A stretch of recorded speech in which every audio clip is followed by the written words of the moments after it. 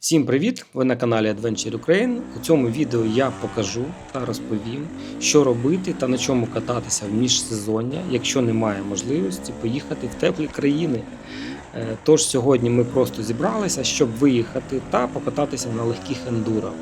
І так склалося, що нам випала чудова можливість протестувати китайські легкі мотоцикли.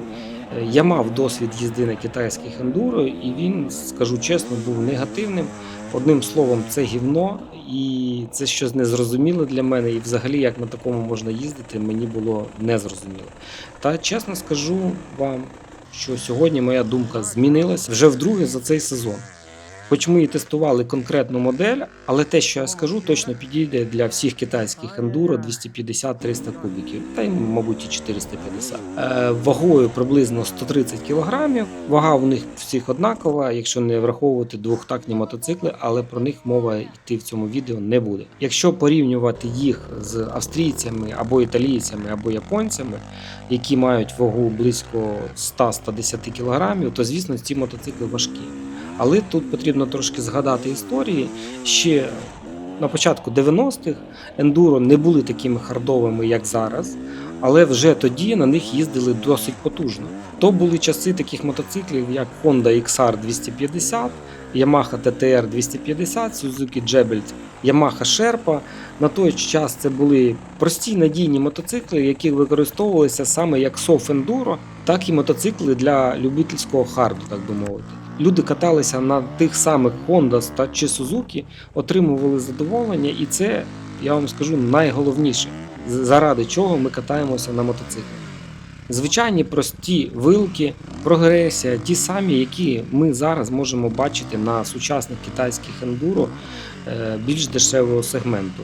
Я не про топові моделі, які хочуть конкурувати з австрійцями або італійцями. І ще що цікаво, сучасні китайські мотоцикли використовують практично ті самі технології, а інколи навіть краще.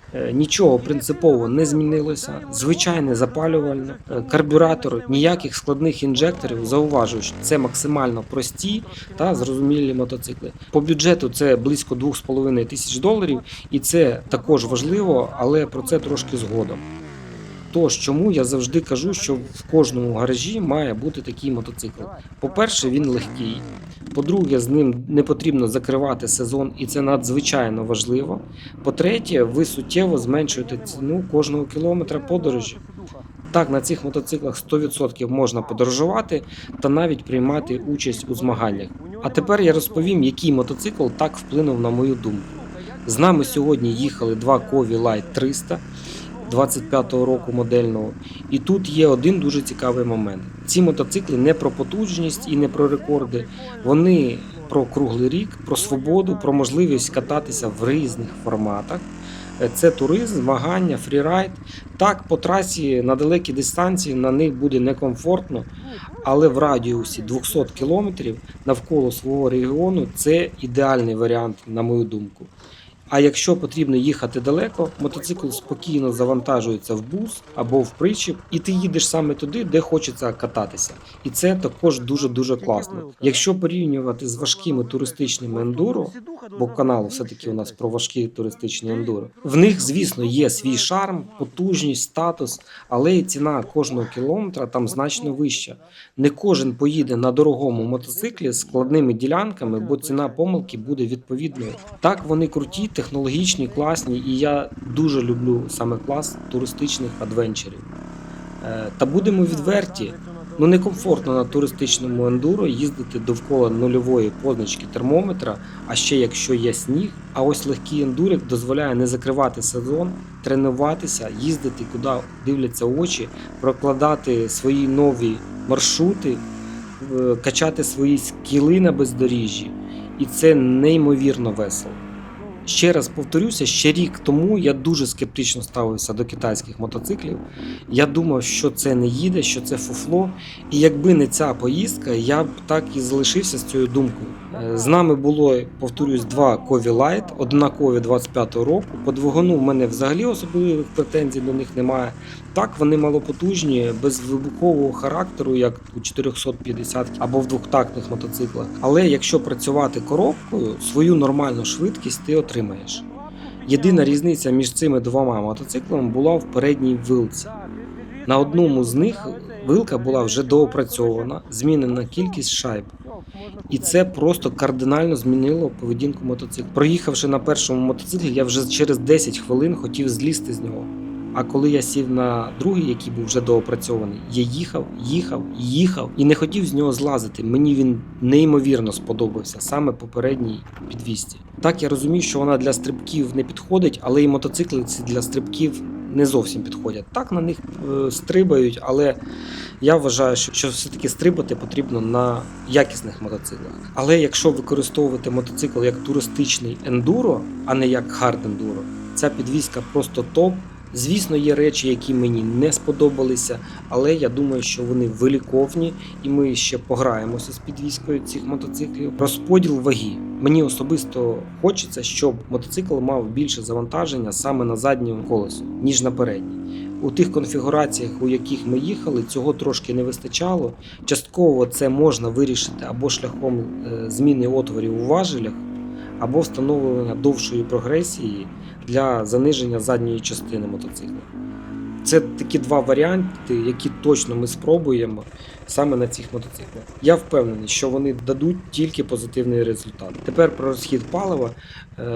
Власники кажуть, що іноді ці мотоцикли споживають занадто багато бензину, близько 9 літрів на 100 км, це по офроуду. Але треба розуміти умови. Ми їхали по піску, по складній поверхності з постійним навантаженням. Я чудово пам'ятаю свої більш імениті мотоцикли. В таких самих умовах вони теж споживають значно більше, ніж у звичайному режимі. Тому тут я не бачу якоїсь критичної проблеми з надмірним споживанням бензину. Все залежить від умов, в яких ви на даний момент перебуваєте, саме по якій поверхності ви їдете. Далі гума. Зрозуміло, що з заводу стоїть гума, орієнтована на бездоріжжя, але є варіанти, які я особисто використовував, які досить офроудні, та при цьому і нормально себе почувають на асфальті. Вони твердіші та з меншим зносом. З гумою взагалі можна гратися, підібрати баланс і після цих всіх налаштувань отримати реально непоганий мотоцикл для офроуду і подорожей. Реальні дистанції на цих мотоциклах це приблизно 200 км в день, максимум це 250-300, і то це вже складно. Я не кажу, що це неможливо, це просто важко. Щоб проїхати 300 км за день із середньою швидкістю 50 км за годину, вам потрібно 6 годин чистого руху. А тепер згадайте, заїхати на локацію, повернутися, десь зупинитися, десь заблукати, десь забуксувати.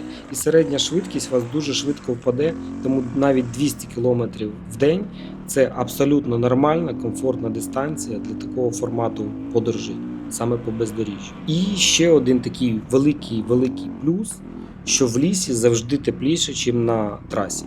Особливо в холодний період, навіть коли є сніг, на легкому ендуро кататися реально кайфово. Чи варто лізти в хард-ендуро?